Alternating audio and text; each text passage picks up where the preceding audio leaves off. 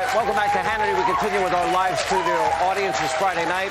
Now it's time for the Hannity Hot Seat, and we are joined by two of the 6 House members, those that have been against Kevin McCarthy in every vote to date. Now, the question tonight is, will their opposition continue in the next vote, which is likely in less than an hour?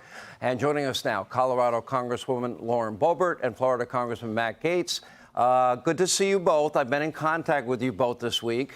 Matt yelled at me Sean. once or twice.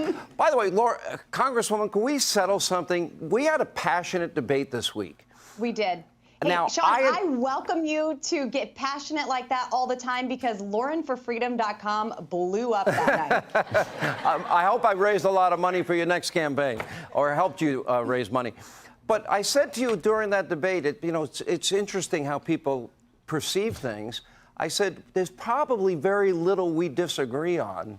And where I was frustrated was, well, you didn't answer the question. And I have a pet peeve about that. But it's not, I've never been opposed to you. And I said on the air the next day, I said, no, we were texting after the debate. And I said, no, we're friends. We just had a disagreement in terms of whether or not the agenda items were in cement. I thought they were. Did you perceive it the same way? Sean, I thought it was a very exhilarating debate that we had.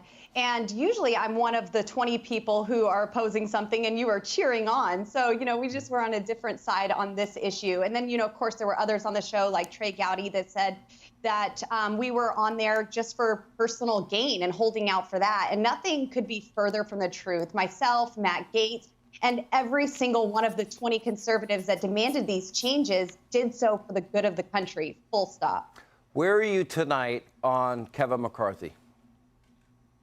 Well, I believe that when this is all over, everyone from the Speaker's office to my more moderate colleagues, even friends and allies that I've exchanged some tough words with, like yourself, we will work together to deliver historic fundamental changes in D.C. We will have conservative solutions on important issues facing the American people. So we'll see how tonight goes. I think that there are some things that we need to get locked in and make sure that we are able to deliver on these promises. Are you confident, say, by Monday, the latest, that this will be over and Kevin will be the speaker and you will have the assurances that you need that all the agenda items you have campaigned on and that you fought for are going to be implemented by the new Congress? I sure hope by Monday we see something, something that is promising to deliver for the American people. And I truly believe that after months of the negotiations that we've seen and a few extra days even of being assembled on the House floor, Republicans are going to be far more prepared to lead and more prepared to govern than ever before. Matt Gaetz, where are you tonight? Well, Sean, this has never been about me or Kevin McCarthy. It's about the American people. And the American people want to know that the rules of the House of Representatives would never allow something like this terrible, horrendous omnibus bill to ever pass ever again. And that's what Congresswoman Boebert and I have been working on. And while I know that sometimes these discussions can be a little awkward up front, I guess it's like a prenuptial agreement that you'd be preparing. Sometimes there can be some uncomfortable moments in the preparation, but it can be necessary. I am excited and encouraged. I am grateful that Speaker-designate McCarthy has been so receptive to each and every change that we have demanded. And Sean, we're at the stage right now where I'm running out of stuff to ask for. I mean, read the bills, have a balanced budget, have a border plan. Yes. Kevin McCarthy is agreeing to all these things. And again, it's never been about him. It's been about draining the swamp, making this a more honest, transparent, open place. And we may have a few finishing touches. We may be able to get this resolved tonight, but I am proud of the entire Republican conference, and we're going to be stronger and more unified and more able to hold this administration accountable because we have had these early moments of sorting things out. So we had communication in December, pretty early in December, and you're free to talk about anything you want.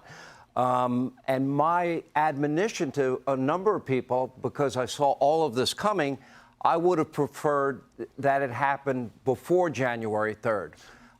We ultimately seem to have gotten there. Was I wrong in anticipating that this was headed in this direction? Would it have been better to maybe do it behind closed doors? Well, Sean, I love you. But if I would have voted for Speaker McCarthy when you asked me to on Monday, we wouldn't have the spending caps. We wouldn't have points of order available for members. So I would say you may love me, but that's not what I asked you. We did very well driving a hard bargain. What I said was, correct me if I'm wrong, I wanted everybody early on, way before January 3rd, to get in a room, lock the door, check their egos, check your phone, fight it out behind closed doors, and be ready on January 3rd. Now, with that said, you know what? None of this has ever bothered me. I think at the end, if this would go on another week, I think it would drive the American people nuts. But ultimately, it is the agenda to save this country. This country's in a mess. The Democrats have run this country into a ditch. This president doesn't know what day it is.